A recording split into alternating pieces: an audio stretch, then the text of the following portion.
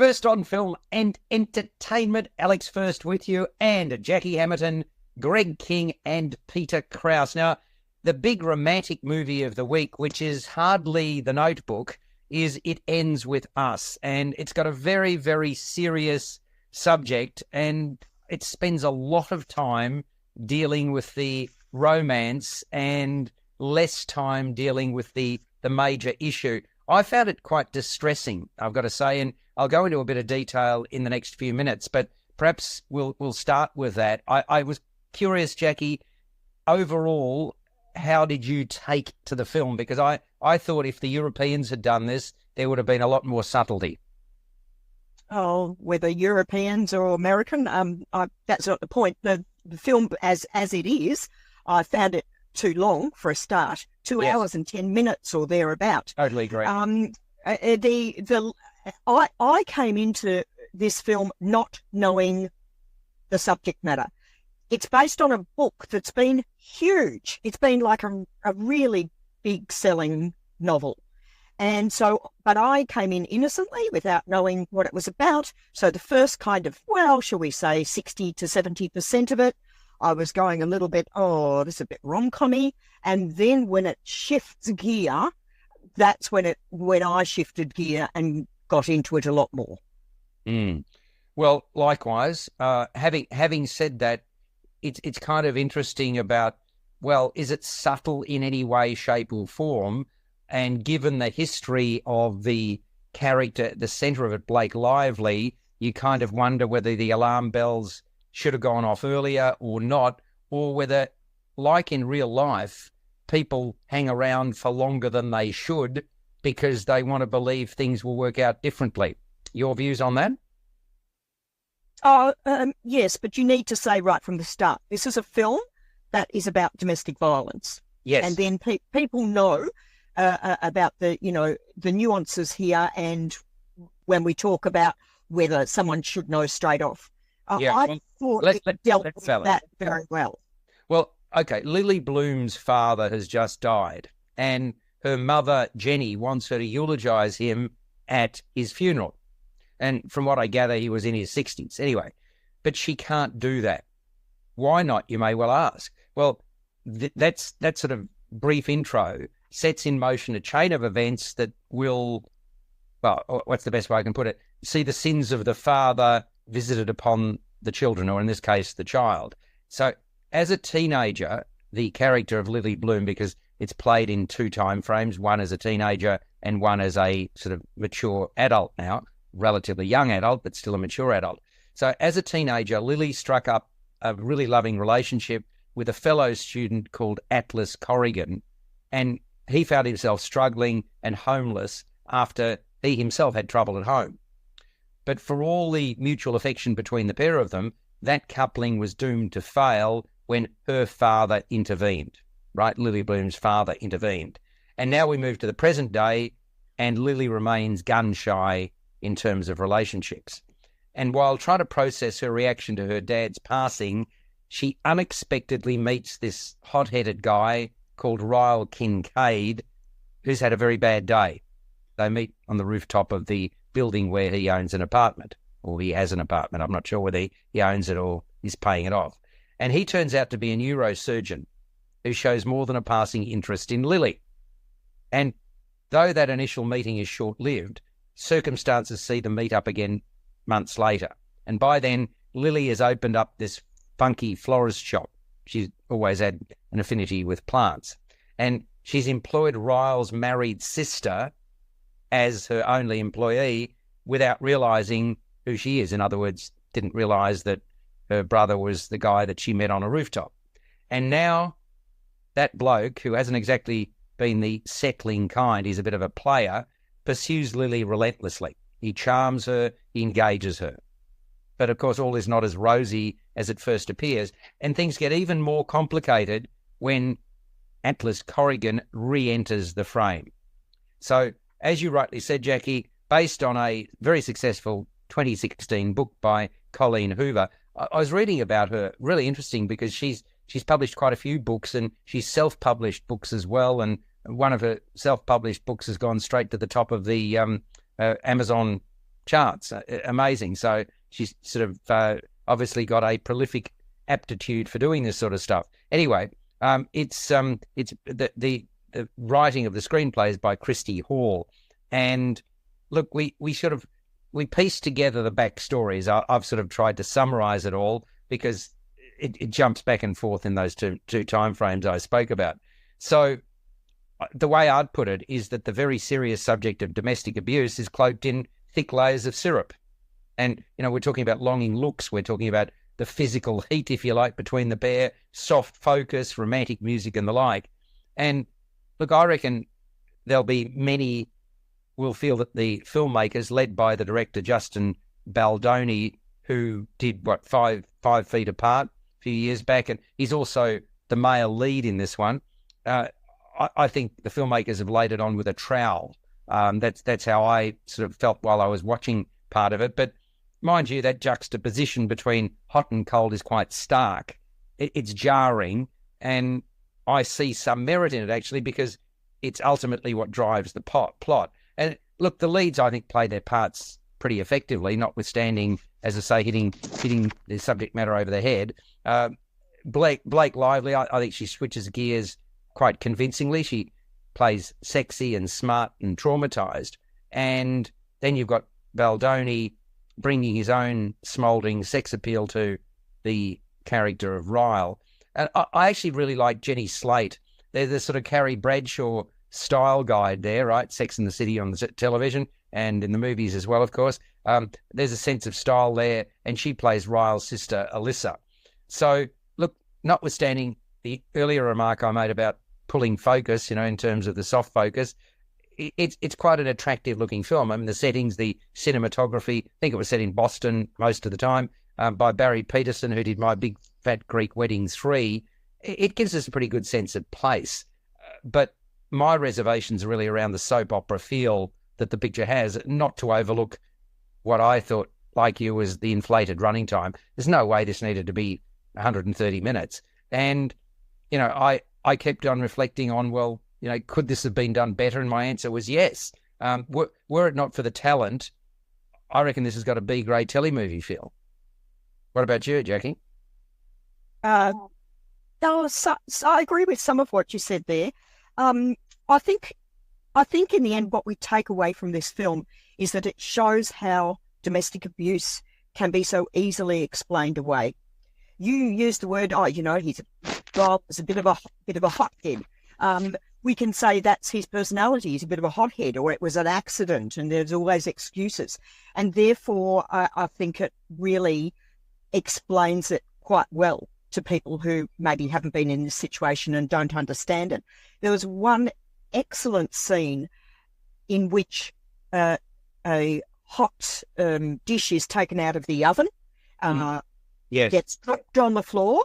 And as I watched it, I was a little bit annoyed because the camera work was very shaky and jerky. It was all over the place. Yeah. I couldn't really tell what had happened. Was, when his arm came up, I mean, did he hit her? Why is she sitting up there so upset? I thought the same thing, Jackie. I didn't know whether it was a reaction, putting your hand into an oven and then suddenly getting burnt. Exactly. And it was brilliantly deliberate, because it was only upon reflection later that she and we could see how easily that can be explained. Oh, he didn't mean to. But in fact, it was a demonstration of, again, that hot-headedness where he struck her. So you're saying it was a fit of pique, that it wasn't just the reaction to... Well, not pique. I mean, it was anger. Yes. Yeah, he lashed out, put it like that, for whatever emotion you want to put on it. The physical result was that he lashed out at her, but she didn't realise, and we didn't, and therefore we didn't realise that was exactly what happened in that micro split second. And I thought that was good direction. I agree with you. Yeah, it was too long. I think it was too. I thought it was going to be a love triangle kind of thing, and but I also think that this, as you said, the soap opera kind of feel of it, lulled us from the start into a false sense of security, where we were just going along on this romantic ride, and the flashbacks that she starts to have the very, very brief flashbacks, not whole scenes, just little flashes, we start to see as she connects the dots with the behaviour that she begins to see in him. And I thought that was well done too. So to me, it's really a film of two parts where I was kind of over all this mushy stuff. But what really worries me about the film is that the men who need to see this will not be in the audience. And the people who are in the audience are the ones who can see not only her point of view, but how these situations come about. And so they won't be in the audience. Well, I don't. And the women who are in the audience and in this situation may, it's a warning I give, find this extremely triggering. Very, very much so. I totally agree. I also, and I don't want to spoil the ending for people who go along and see it, but I kind of wondered about an element of almost convenience about the ending. I'm not sure. And again, we're going to have to talk around this, Jackie. I hope you know. No, I like the ending. The ending's fine. Okay. I just thought it was too movie-like an ending. And... it's a movie. It's a movie. Yeah, I understand. It's a movie-like ending. It's fine. It's good. Don't worry about it. No, well, also, just to bring this up, and I'm not going to put credence in it or otherwise, but there was an article in the online in the Daily Mail, and a lot of people are going to say, well, it's not it's not the Times of London, but there was an article about the fact that they haven't the two stars haven't sort of appeared together in interviews, and sort of there's suggestions of a feud between them. I mean, I don't know whether it's sort of been written with the idea of getting clicks or whatever, but it's it is interesting to me that Blake Lively and Justin Baldoni haven't appeared together according to this article to sort of promote it. And is there anything behind this? Was it what's... Oh, Alex, your mic is crackling something awful. Oh, really? I'm so sorry. I apologize. I'm not sure whether there's anything behind this or not. You hear about things like this. It just does seem a bit odd that they haven't appeared together, if that's indeed the case. But yeah, so be it. So, okay, let's get to a score. I don't think, gentlemen, you've seen this movie as yet. It ends. No. Have you, Greg? Have you, Peter? No. So, okay, I'll be interested, Jackie, in terms of your score for this, because I think we do need to see more movies like this, and I'd like to see films that are handled with a little bit more subtlety, that's all. What are you scoring it out of 10? It ends with us, M-rated, 130 minutes. 7 out of 10 for me. And I will just add, in the movie reviewing sort of theme here, I did love the... it's a small cast, and I thought each of the cast was very good. I thought the acting was just fine, very fine, and I thought the characters were well displayed. So it's quite a solid film to watch. I quite enjoyed the look of it, and particularly the characters. And as you said, Jenny Slate. She's terrific. Best one. She brought a real vibrancy and bounce into the film. So she's thoroughly enjoyable. Yes. Even how she's introduced is such an unusual way. It's almost like happenstance per chance, etc. But she just got this joie de vivre about her, and I think that's big. Yeah, I'm sort of in similar territory, 6.5 to 7 out of 10 as you. I kind of wanted to like it even more as a movie. I'm not talking about, obviously, the subject matter. You are on JR 88 FM. If you want to subscribe, we are happy to take your money. I don't mean that in a nasty way. We need subscriptions to keep the station running.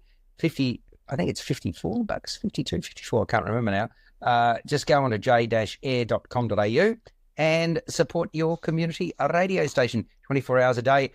Intelligent and thought-provoking and programming and some pretty good music as well. I want to move on to another Russell Crowe movie. We seem to have seen a lot of them of late, and we're not talking about him playing a religious figure in this one. I'm not sure, we saw him in 2 religious movies in the last year or so.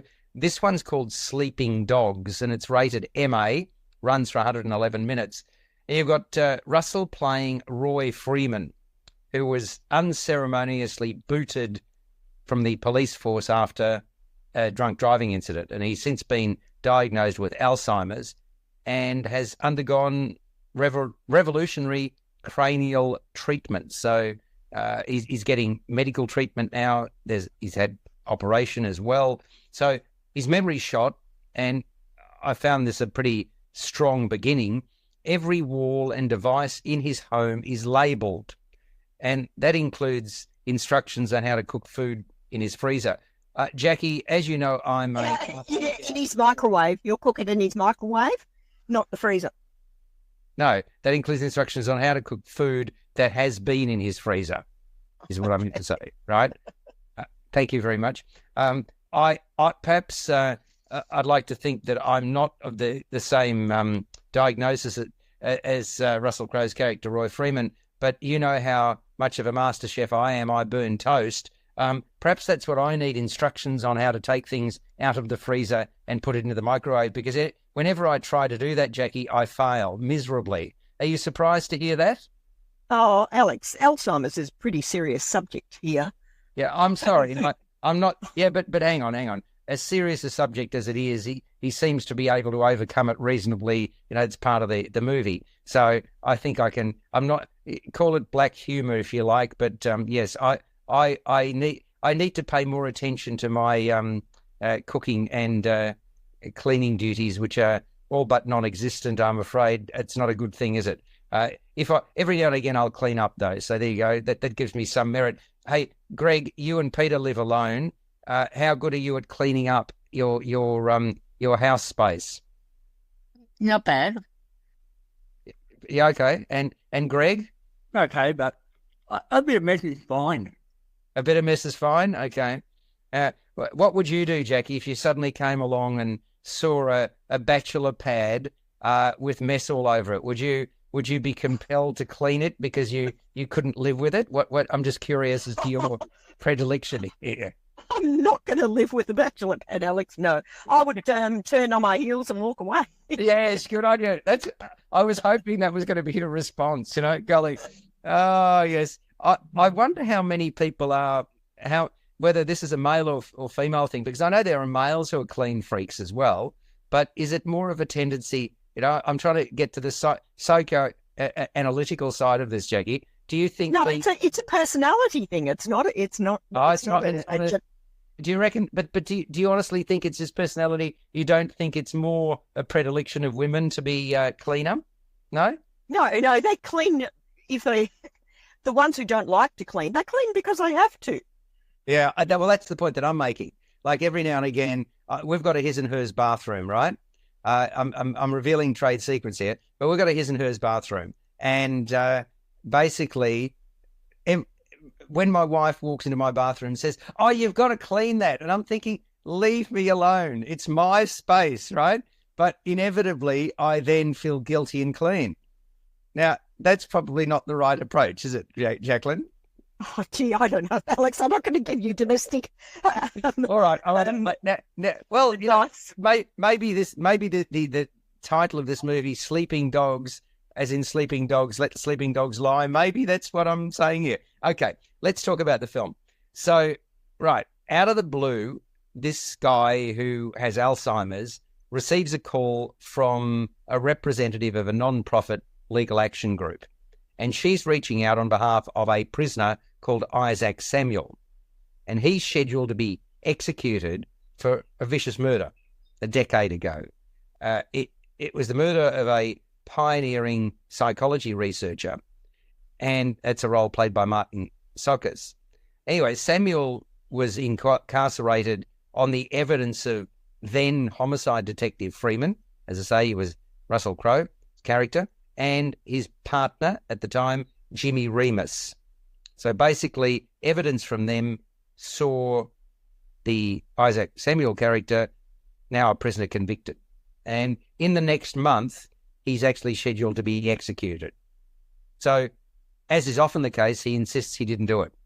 And he actually implores Roy Freeman to do some digging before it's too late. For obviously the proverbial axe has fallen. So when Russell Crowe's character Roy Freeman does that, he uncovers a Pandora's box of lies and manipulation. And the finger of blame points in many, many different directions. And that includes the ambitious research assistant to the researcher that was murdered.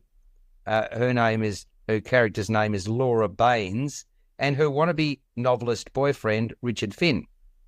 There's also a shadowy figure called Wayne Devereaux, who's a war veteran suffering from post-traumatic stress disorder, whom the pioneering psychology researcher helped find maintenance work. And another, this is in terms of all these potential suspects, and another who hardly seems like a clean skin in all of this is Freeman's ex-partner as well. So you've got, fingers of blame in all sorts of directions, and maybe he didn't do it, or maybe he did. So Sleeping Dog's been written by Adam Cooper, who did Assassin's Creed, and he makes his directorial debut here alongside Bill Collage, who was the co-writer.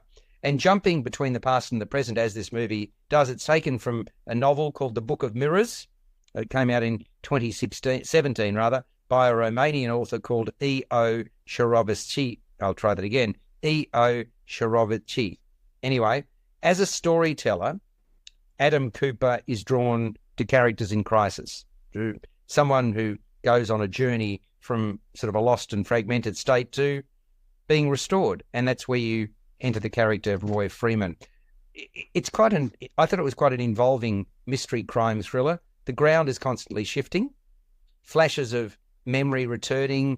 Freeman, who's fighting his own battle, is quite persistent and methodical. And I thought Crowe was quite convincing as the man on whose shoulders Samuel is set to die. He's quite dour, he's troubled, but he's also resilient. And around him, Adam Cooper's assembled quite a diverse collection of characters, none of whom could lie straight in bed.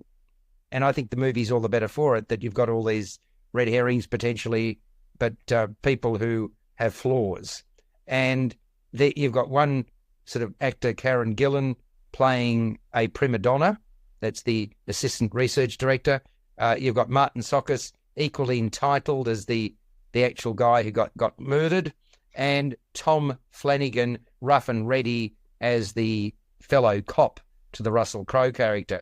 And you've also got the boyfriend of the research assistant, Harry Greenwood plays him. He morphs that character from self-assured to aggrieved.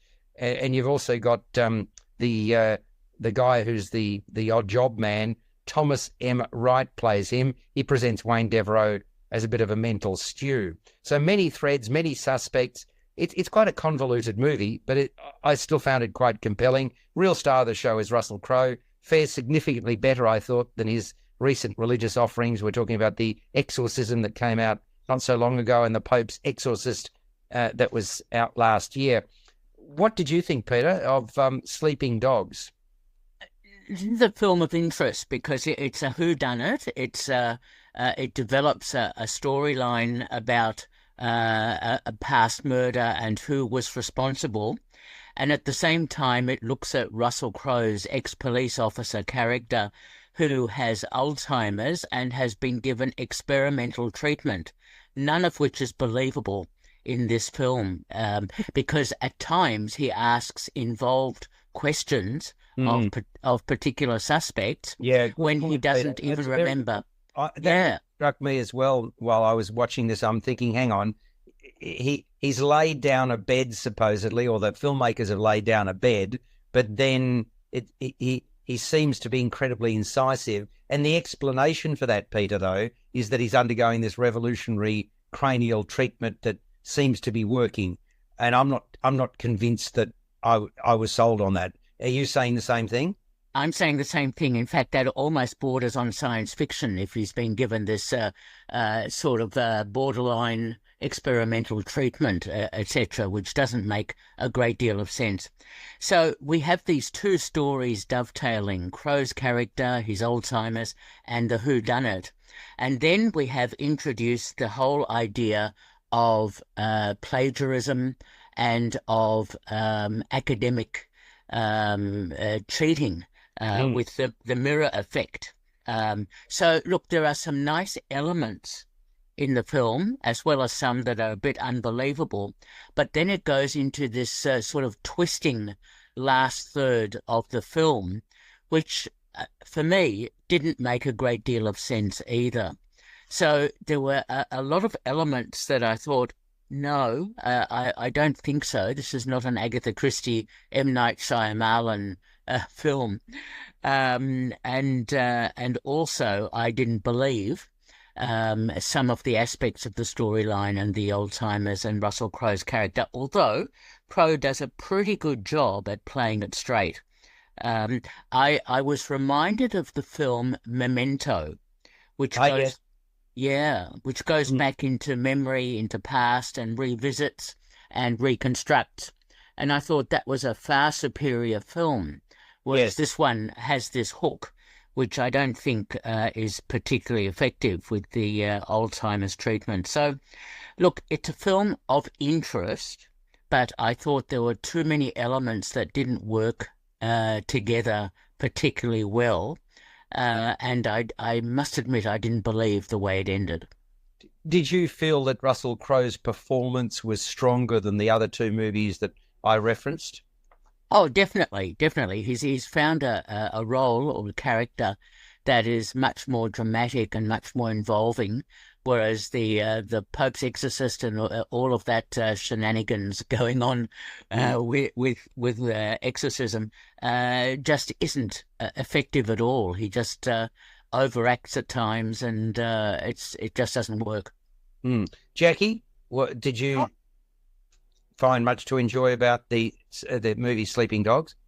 What I enjoyed was seeing Russell Crowe come back to an excellent performance of a character and beef up for it. He looks really beefy and older, and it's not a glamorous role at all, and he does it very well. And I'm going to agree with pretty much everything Peter said there about the film. I found it, and like you, I found it, the plot was a bit convoluted. I really didn't follow every bit of it. I struggled with that inconsistency in his mental capacity, whether or not, and sci-fi did occur to me at one stage too, Peter. I just found the inconsistency there didn't work at all for me, and it took me out of the story as I was trying to work that out. And it also kind of contrasted with there was kind of a tedium and a dullness and a repetition to the film. It kind of laid it on a bit thick with the, constantly staring into the mirror, which actually was quite good.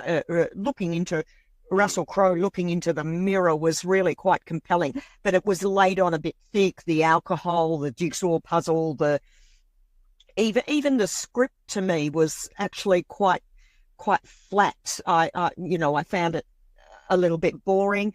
And on top of that, the music was really, it was just like, it's when you're thinking about the music and not the story, you're thinking, you shouldn't be. I mean, the music. That's funny. Jackie, I actually disagree with that. I was quite involved in the storyline. I was really trying to concentrate to follow all the threads because there were so many of them. So having said that, it's interesting all of us say the same thing with regards to Russell Crowe. There's no question if he chooses the right part, his acting chops are as good as anybody. And I was really delighted, like you were, to see him get back to what he does damn well, right? He really inserts himself and becomes the character that he's playing. So, that's not to... I agree that the Sleeping Dogs isn't anywhere near a perfect movie, but his performance in it elevates the film to what somebody else may not have been able to achieve. So, okay, let's start with you, Peter. You'll presumably give it a low score. I'll probably give it the high score. What are you going to give this movie? 111 minutes of it, Sleeping Dogs, MA rated. Okay, it's a bit like the curate's egg. It's good in parts, but it has some problematic elements. So I actually gave it 6 out of 10. Okay, Jackie? Oh, ditto, exactly, Peter. I gave it 6 out of 10. And I'll go highball. I'm giving it a 7 because I still thought there was quite a bit of merit in it, and that's the reason for my score. Let us go. It is an odd thing, Alex, to to say that I gave all of my score for this very committed performance by Russell Crowe, and I'm just so excited to see him come back and really deliver something that really feels truer to his skills and talents. And we've always loved having, the Aussie actor up there. But then it wasn't the right vehicle as a film to watch and enjoy, I thought. Anyway, final comment. No, good to hear. And also it was shot in Melbourne, the film. Yes, which is terrific. But I mean, we've known we punch above our weight, don't we? In many areas, including the Olympic Games, we should insert that it's been a remarkable Games for Australia in every way, shape or form, regardless of the fact that obviously we've medalled in new sports as well, where we're noted for performing in. But it's funny, we started on a very serious topic, but boy, our women are quite something. I'm not taking anything away from the men that won the medals, etc. But gee, talk about top heavy, lopsided. I was so ecstatic at how well everybody did, but in particular the women. And wow, per capita we've done darn well. Even not per capita, we've done extremely well. And I'm just frustrated. I'm going to have to wait another 4 years, as the rest of Australia does, for the next Olympic Games. And I'm already looking forward to 2032, when the Games are going to be. That was a good year. It was a good year, but well, you're already an old man then, weren't you, Peter? Exactly, that was when it was launched. Yes. Well, you were there in old time Greece, weren't you, when the first Games were there? You're already. And yes. I remember the music hall really well. Yeah, you must give us an account of what it was like to be in the crowd. When the first marathon runner came past, all those years ago. You'd have vivid memories, or have they faded by now, Peter? No, vivid memories, because this was the day before electricity, when all the video cameras weren't operating properly. Good to know, Peter. Yes, yeah. Well, we must have an entire show just devoted to Peter's recollections. Talking about recollections, there's a movie which opens this coming Thursday called Iris and the Men, which I wanted to preempt. It's an M-rated movie. Thankfully, 98 minutes, so that's kind of nice. After 16 years of marriage and 22 years together, a conservative dentist and mother, Iris Bayou's husband, Stefan, appears to have lost interest in her. So that's a shame. And the pair's got a couple of daughters, Anna, aged 15, and Lily, who's a 10-year-old. And although the pleasantries between Iris and Stefan remain, the passion's gone. And they actually haven't had sex for 4 years. And while waiting for a parent-teacher meeting, a fellow mother gives Iris a solution, which basically this other mother swears by. In fact, she claims that it actually saved her life. And just what might that answer be? Well, get onto a dating app or apps for purely physical hookups. So what could be wrong with that? Yes, Iris does it and gets instant results. And before she knows it, it's figuratively raining men of all ages, shapes and sizes. So all you need to do is to get on a dating app and everybody will come a-running. That's what it's basically suggesting, this movie, Iris and the Men. Okay, well, she then experiences a series of one date stands, and she regains that spring in her step, connecting with her desire and her sexuality. And at first, Stefan hardly notices because he's so busy working. He's landed a big contract. And then, though, Iris's unusual behaviour becomes impossible to ignore. Iris's dental assistant, called Nuria, is also decidedly put out by Iris's aberrant conduct. While attending to patients, Iris is forever distracted by the pinging phone messages that she receives. And she begins taking increasing amounts of time off at very short notice during the day. Now, truth be told, she just longs to be wanted by her husband, But I pose this question, are matters too far gone? Is there a way back? So this is a comedy, Iris and the Men, a comedy with distinctively French proclivities. It's written and directed by Caroline Vignal. There's a sadness, there's a yearning, and there's that word again, joie de vivre about it. The origins of the film were in what Vignal heard from a friend of hers, 51-year-old friend, who had embraced life after her husband suddenly left her. And another friend had encouraged her to sign up to a dating site, which boosted her damaged ego and lifted her cloak of invisibility, which is something that we hear about. It's not unusual that people after a certain age feel that they are invisible, and particularly women. So I thought Lul Kalami was quite delightful as the centerpiece of the film. She channels a great deal through her distinctive facial expressions and her body movement. And she transitions her character well from downcast, the book she reads at night in bed speak volumes, I might say. She sort of transitions this character from downcast to cheeky and cheery. Very much her movie, and the world gravitates around her character. The film does manage to avoid much focus on the stranger danger inherent in the situation in which Iris chooses to put herself. That troubled me, actually. It concentrates on the adventure and the excitement. Now, I understand that was its purpose, but yeah, it sort of, it did trouble me. Anyway, naive, yeah, it was, inherently so, but I suppose I put it down to the fairy tale that it was. As to the issue of consent, and that also troubled me enormously. It's left to her almost 16-year-old daughter, Iris's almost 16-year-old daughter, to bring that to the fore at a dinner table, and Iris enrages the daughter with her surprising response. There's quite an inner strength I felt about Vincent Elbaz's representation of Iris's husband and devoted, the devoted father, Stefan. Suzanne de Bequy gives voice to confusion and unease, making her presence felt in the process. So, look, it's got warmth, it's got charm. I reckon many are going to find it appealing, and I enjoyed Iris and the Men for what it is and what it was. What about you, Greg King? Oh, look, this is a charming enough film. As you said, it doesn't outstay its welcome. It's only, what you said, 98 minutes or so.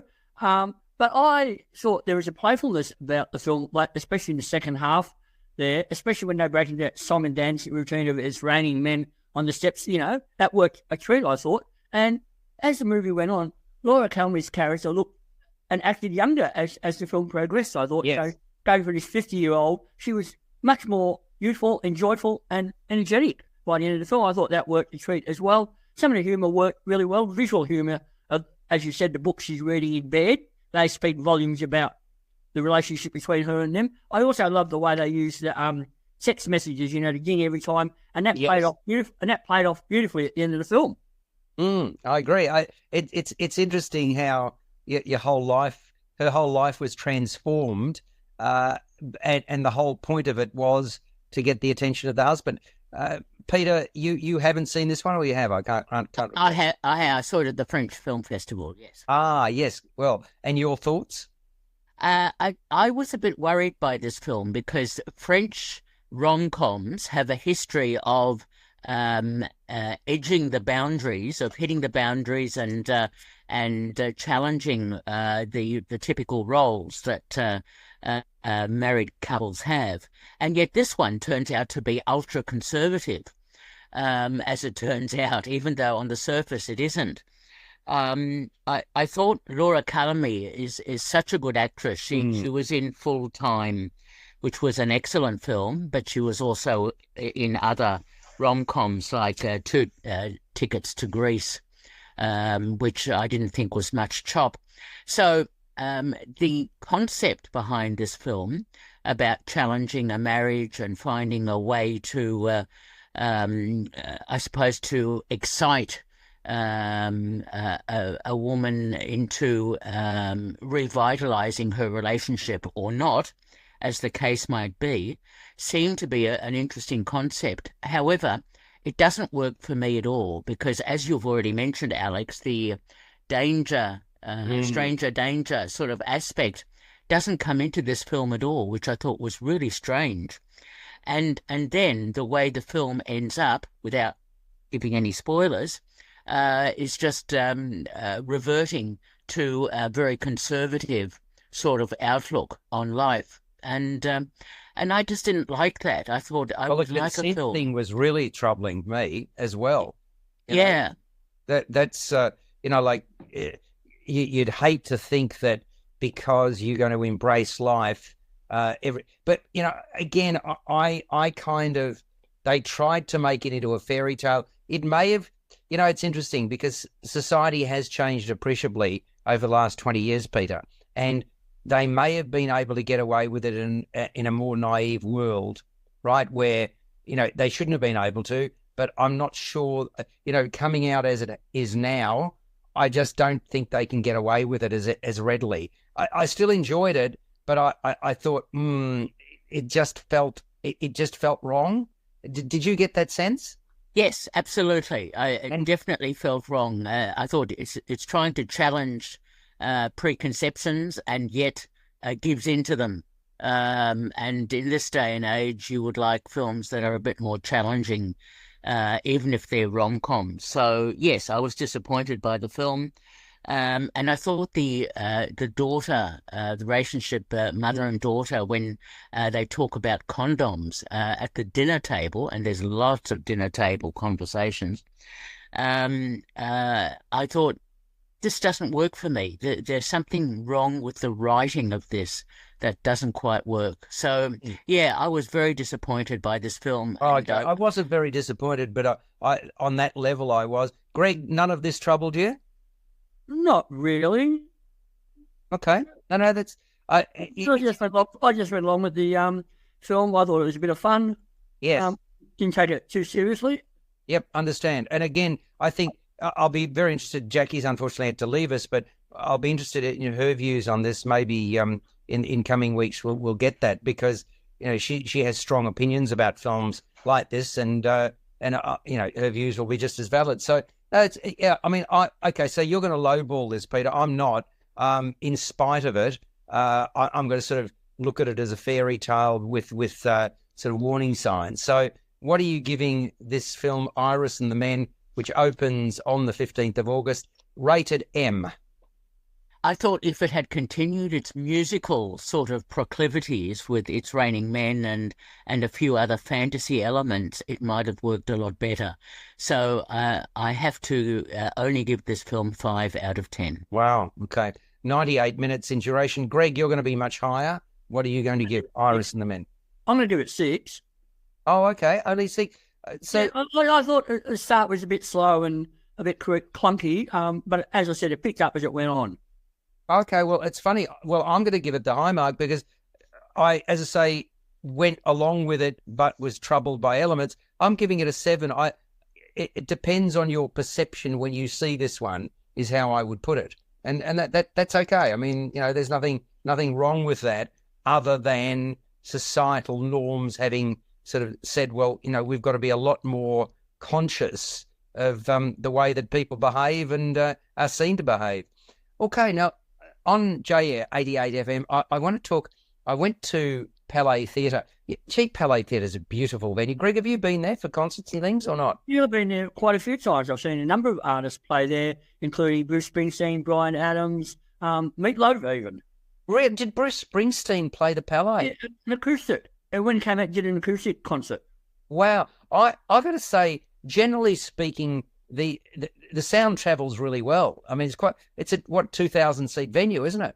It's huge. Yeah, but the sound, I saw John Farnham there and thought it was phenomenal, absolutely phenomenal.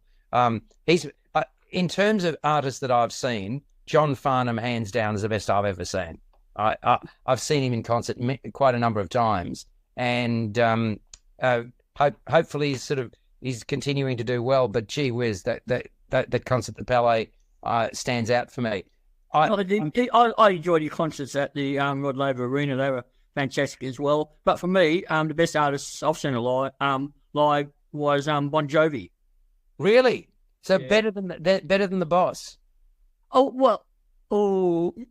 I like Bruce Springsteen, yes, and I like Bon Jovi. Bon Jovi had a lot of energy and hit after hit. Bruce Springsteen, I also like as well. They're the two best artists I've seen live.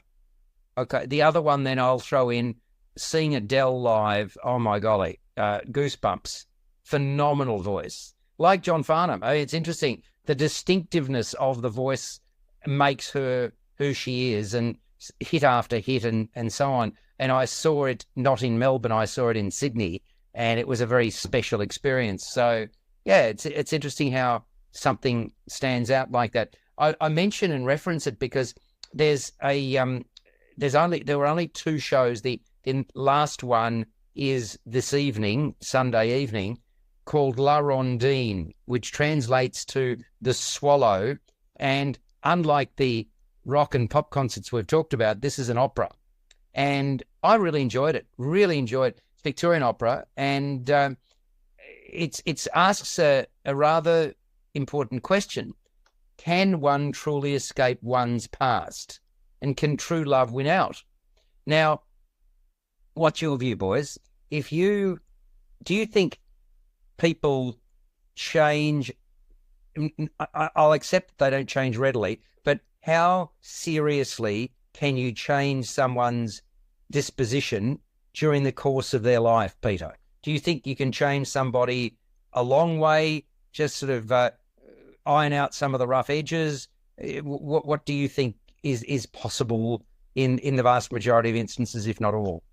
It's very difficult to change someone's thinking, attitude and behaviour. They have to have a life-threatening experience before they reevaluate their life. Yep. I think that's a very prosaic way of putting it. Greg, do you agree? How much can somebody change?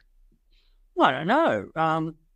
It's not something that can happen overnight. It's obviously a long process and probably needs something to happen to bring about a change. So I'm sure people do change along the way, but yeah, it's not something I'll put a lot of thought into. Alex? Well, look, these are the questions, and this is what I liked about this. These are the questions posed in Giacomo Puccini's La Rondine, and it's a 3-act lyric opera set in Paris and on the French Riviera. I think it's highly appropriate, seeing this is on during the Olympic Games. But there we go. It concerns maybe that was deliberate programming. I haven't asked Victorian Opera about that, but if it was, congratulations. It concerns the fate of a mistress. So this woman called Magda, and her provider, a wealthy man called Rambaldo, are hosting a cocktail party. And at this party, there's a poet called Prunière who declares that romance is back in fashion. We're talking about the 1900s at some stage, depending upon who you believe, 1920s, 1930s, that sort of era. Anyway, Prunière predicts that like a swallow, hence the title, La Rondine, the swallow, Magda will fly south to pursue supreme happiness. Prunière's girlfriend happens to be Magda's maid, a woman called Lisette. And Lisette interrupts proceedings at this sort of get-together to announce the arrival of a young man named Ruggiero, who's the son of Rambaldo's childhood friend. And he's new to Paris. So he asks where he might best enjoy an evening out in the city of love. Lisette suggests a famous Latin Quarter restaurant and dance hall called Boulieres. And Ruggiero takes up the recommendation. Prunière also heads there with Lisette, and Magda turns up in disguise. And this is the kicker. When a group of students shows interest in Magda at this restaurant, Boulieres, she seeks refuge at a table where Ruggiero is sitting, but does not recognise her because she's in disguise, and after all, he's only just met her. And the pair quickly and effortlessly falls passionately in love. It ain't love grand. It is indeed. And that's sort of where the whole thing really kicks up a gear. They envisage a future together. They subsequently enjoy each other's company on the French Riviera. Very nice. But Magda worries that she has deceived Ruggiero because Ruggiero doesn't know who she is and about her past. And she's concerned that she'll embarrass him and his family. So the question is, will she be able to shake off her colourful past, or is she kidding herself by living a lie?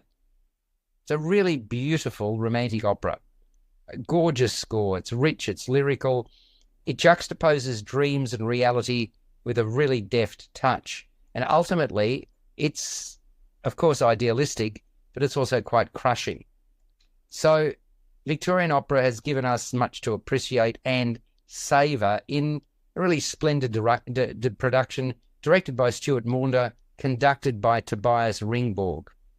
And the soprano in this one is Keandra Howarth. She is just magnificent, intoxicating as Magda. The purity in her voice, the elevation in her vocalisation are superb throughout. It really, really just brilliant. The timbre and tone in Wan Wai Choi's delivery enhances his performance as Ruggiero. Really, really strong as well. Great coupling, very well done together. And there's a jauntiness about Douglas Kelly's role as Prunière, and Nina Corby brings attitude, which is what you want to Lizette, the maid. Any day that I hear Teddy Dahu Rhodes is a great day. Oh my golly, what a performer. I remember seeing him in an MTC production. What a voice. He's a commanding presence as Rambaldo. The set and costume designer Richard Roberts provides a real visual treat with his elegant costuming, striking scenery. There's a different feel to each act, and he does that very well with very little. Gavin Swift's lighting design, there's tonal shifts there as the opera plays out. So again, just what you need. Orchestra Victorian, mighty fine voice, helping to make La Rondine a magical night of operatic excellence. And it's 2 hours, 20 minutes, 2 intervals in that. I think they're both around about the 20-minute mark. It's sung in Italian with English surtitles, and the surtitles are easily, much more easy to follow than a lot of opera, where it doesn't kind of make a lot of English language sense to me when I'm reading it. This is not the case. It's at the Palais Theatre only until this evening. Only 2 performances, all the shame, because I reckon it could have done a longer season, but you have to sell a lot of tickets, do you not, to make it worthwhile at the Palais Theatre, Greg? It's 2,000 seats is a lot to sell out, and a lot of shows there are only one night. I sort of sometimes look at the programs there and think, oh, what a shame. It'd be nice to be able to see something and review it. But we're reasonably well served with theatres in Melbourne, Greg, but I reckon we could still do with a few more. And I don't know whether you noticed that there was a sort of a news release that was put out a few weeks ago. While the State Theatre is being redeveloped, which will take 3 years or the best part thereof, they've opened a smaller venue where there's going to be a lot of shows in coming months in the interim. And I can't even remember, it's something like 130, 80 seat venue. I stand to be corrected there, but I'm delighted that there's another opportunity for Melburnians to see theatre of all its forms. Thank you very much, Greg, for your input today. Peter Krause, likewise, and Jackie, who has left us, as I mentioned. We are going to do it all again very soon, first on Film and Entertainment. Listen out for our next show. And, contribute. By all means, become members of JAir 88 FM. See you soon.